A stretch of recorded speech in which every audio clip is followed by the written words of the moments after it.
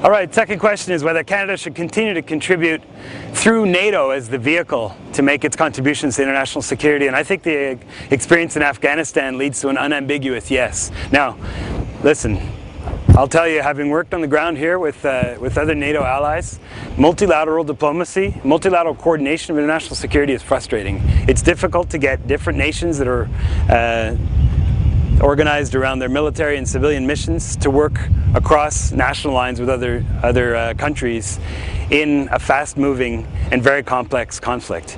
But multilateralism is going to be difficult no matter which mechanism we're working with, whether it's NATO, whether it's the UN, whether it's NAFTA, you name it. It's going to be complicated because multilateralism is complicated. When the world is organized into states, and that's how resources are structured, and that's how soldiers that's the organizations to whom soldiers dedicate their lives. Getting those nations to interact is inherently difficult. Why NATO? I think NATO is the best that we have. And we see that on the ground here in Afghanistan. Sure, there's some difficulties with caveats and burden sharing with some nations contributing more to the effort than others.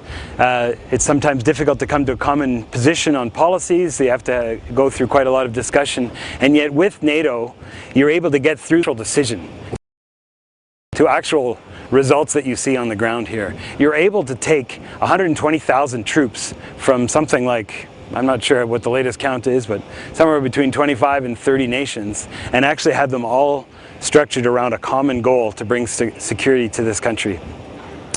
When you look at other areas of the international mission in Afghanistan, whether it's in governance or development, or working with other multilateral institutions, nowhere do you see the kind of coherence that you're able to bring through NATO. Now obviously on the military side, we've got dozens of years of experience in working through NATO to align the different military forces around a common mission. And the military is good at that. They're good at working not only across the armed services, but also across different national boundaries to make sure that there's one commander and one mission.